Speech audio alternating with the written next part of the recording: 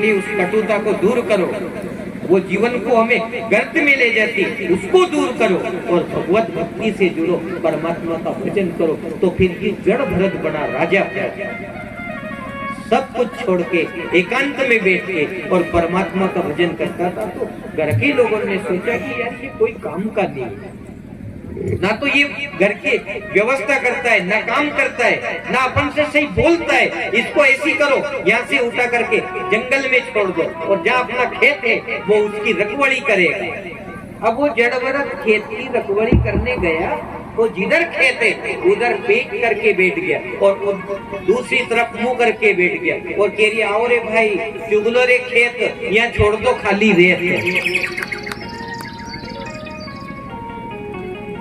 पर वो भाव अपने अंदर पैदा नहीं होगा, और जब तक वो भाव अपने अंदर पैदा नहीं होगा, जब तक अपन खेत नहीं छोड़ सकते, नहीं छोड़ सकते हैं। तो ठीक है, आप कह देना कि ईश्वर ये भाव हमारे अंदर पैदा नहीं होता है, लेकिन कभी कभी कोई ऐसा ज्ञानी गुरु हमारे जीवन में भेज देना कि जिसकी वृत्ति ऐसी हो और वो हमें बोध करा दे और परमात्मा से जोड़ दे अपने ज्ञान से। ऐसे गुरु की हमें तलाश है, ऐसे गुरु की तलाश। तो देखो, खोज करते करते करते करते आपकी तलाश एक ना एक दिन पूरी हो जाएगी, चाहे भले वो यहाँ हो जाए, चाहे कपिलेश्वर महादेव के यहाँ हो जाए, चाहे और भी अन्य ज्ञानी गुरु मिलेंगे वहाँ हो जाए, लेकिन आपकी जो खोज थी उस दिन वो पूरी हो जाएगी। और पूरी होते ही के आपको असर कर जाएगा कि वो मिल चुका है और मिल गया, तो अब मुझे ज्यादा इधर माता पच्ची नहीं करना है, मुझे ईश्वर का भजन करना है। और जिस दिन आपका मन ईश्वर में रमने लगे, ईश्वर का भजन करने लगे, उस दिन सोच लेना मुझे कोई परम गुरु मिल गया, कोई मुझे सदगुरु मिल गया। अभी देखो 3 घंटा के लिए आप बैठते हो,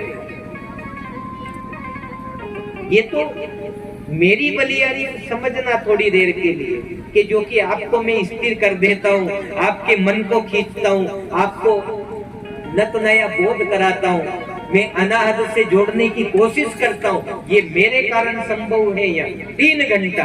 पर यही अगर जो घर में लागू हो जाए और जिस दिन घर में ऐसा सुख और ऐसी शांति गृहस्थ जीवन में मिलने लग जाए, आपको अपने आप में मिलने लग जाए, तो सोच लेना मेरे ऊपर सदगुरु ने कृपा कर दी, कपिलेश्वर महादेव ने कृपा कर दी मेरे ऊपर। आज जड़ भरत को भी ऐसे ही लगने लगा, ऐसे ही आनंद की अनुभूति होने लगी जड़ भरत को। नित्य रोज आंख बंद करके बैठता था और कहता था आओ रे चुगलो खेत और यहाँ छोड़ दो खाली रेत। और किसी ने पूछ लिया कि अगर जो ये खा जाएंगे तो अपन क्या खाएंगे, तो वो इशारा करता था कि जैसे इन जीव जगत का पेट परमात्मा भर रहा है ना, ऐसे कैसे वो परमात्मा अपना पेट भी भर देगा। पर इतनी चैतन्यता जिस दिन अपने अंदर आ गई, चमत्कार हो जाएगा, जड़ में चैतन्यता का संचार हो जाएगा।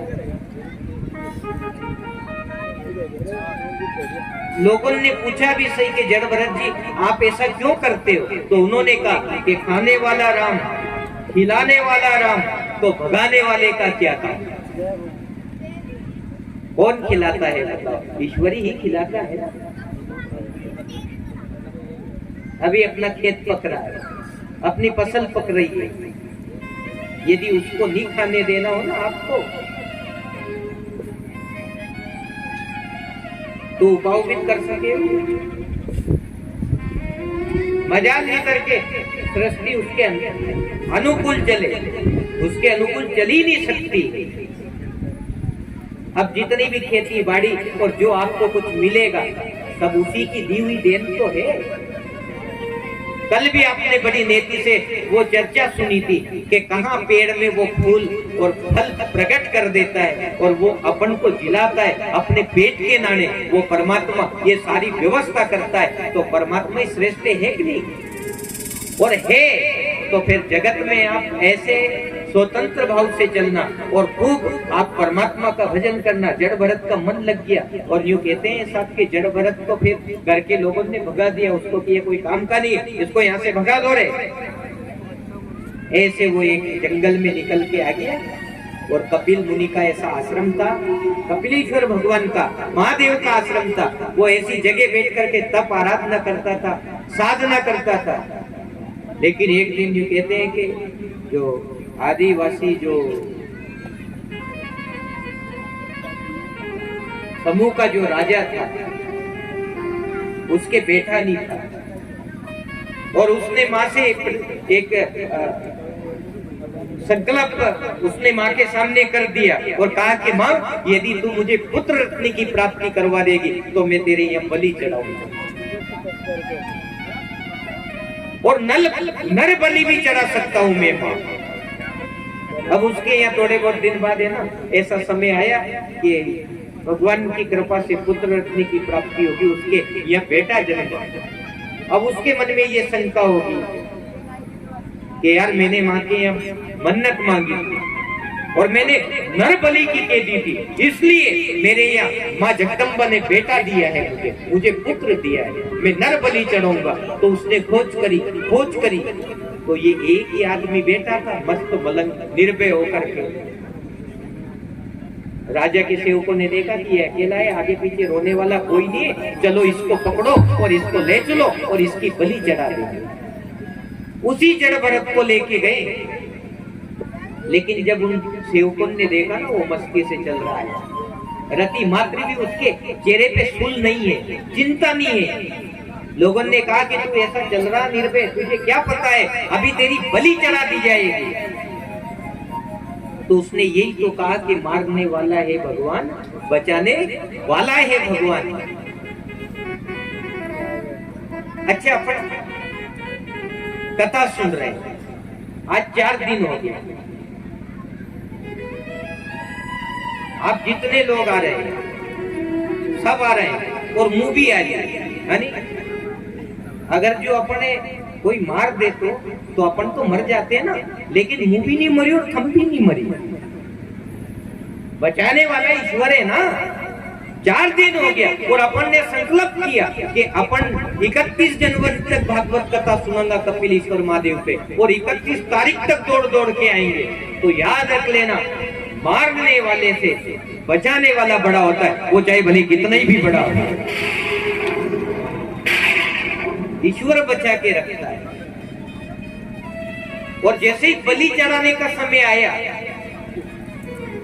क्या उसकी बलि चढ़ाई जाएगी, उसने जगत को क्या कहा, किसी को कुछ नहीं कहा। साथी ये तो लोग बात तलवार उमस रहे, अभी मुझे काट देंगे, मेरे टुकड़ा कर देंगे, क्या करना चाहिए मुझे। तो फिर उसने है ना माँ की तरफ ध्यान दिया, वो जगदम्बा माँ बेटी थी ना, उसकी तरफ ध्यान दिया और कहा, माँ देख मैं तेरे सामने खड़ा हूँ और मैंने तो ईश्वर की आराधना करी, ईश्वर का भजन किया, और ये लोग बात मुझे मार देंगे और तू मारने देगी मुझे।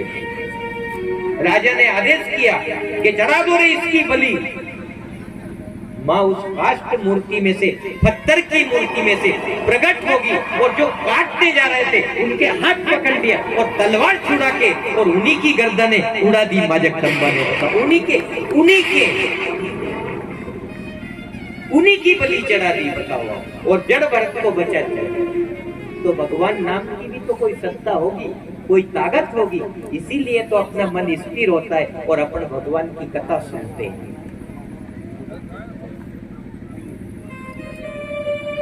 ये भगवान नाम की जो सत्ता है, इसको जिस दिन आप स्वीकार कर लोगे, उस दिन जड़ में भी चैतन्यता का आभास हो जाएगा आपके जीवन में। ऐसा विचार करके आप आगे बढ़ो, और आगे बढ़ोगे तो ये विष का प्याला अमृत है। श्री रामचंद्र जी समृत है, विष का प्याला भी अमृत कर देता है वो परमात्मा, इतना दयालु। तो इस भाव से आपको हमेशा निरंतर आगे बढ़ना, भगवान का भजन करना है। और देखो, जो मैं नाम की महिमा के बारे में आपको बताता हूँ, यूं कहते हैं कि अजय ने कभी परमात्मा का नाम नहीं लिया, कभी भी भगवान का भजन नहीं किया। अगर जो उनका छोरा और ने सोची कि यार के अपने पिताजी ने कभी भगवत नाम नहीं लिया, ईश्वर का नाम नहीं लिया, इनकी जीवन में पाप बेटा है, तो कम से कम अपन वो जो हल चलाते थे ना जमीन में, उसका नाम क्या था? हर। तो कि कम से कम इसका नाम पूछेंगे कि पिताजी ये को नाम कहीं है, तो कम से कम हर कह देगा तो इनके जीवन का कल्याण हो जाएगा। पर याद है आपको, जब भी उनका बेटा और उन्हीं हरे उठा के लाया और उनने पूछी पिताजी अड़ी कहीं केवे, तो न्यू के क्यों जमीन फाड़बक हो हर नहीं निकलियो मुंडा में से, हर का नाम नहीं, इतना पापी था। लेकिन जिस दिन उसके बेटे का नाम संतों के कहे अनुसार नारायण नाम रख लिया, क्या रख लिया? नारायण नाम। और उस नारायण नाम ने उसकी अधोगति नहीं होने दी। और जब काल आया, सिर पे चढ़ करके काल बोला, डर बताया, तो उसके मुख से अचानक निकल गया नारायण तू मेरी मदद कर। उसने उस नारायण को नहीं बुलाया था, अपने बेटे का नाम लिया था। लेकिन बताओ, भगवान के दूत आए, भगवान के पार्षद आए और उसको उठा करके भगवान के लोक लेकर के गए, भगवान के धाम लेकर। तो भगवान का नाम बड़ा पवित्र और पावन होता है, इसलिए हमें भगवत चिंतन करना चाहिए और भगवान का नाम लेना चाहिए। देखो, नाम का प्रभाव कितना समृद्ध और शक्तिशाली होता है, पर उसको ऐसे जपना पड़ेगा। नाम जपो रे ऐसे ऐसे, नाम जपो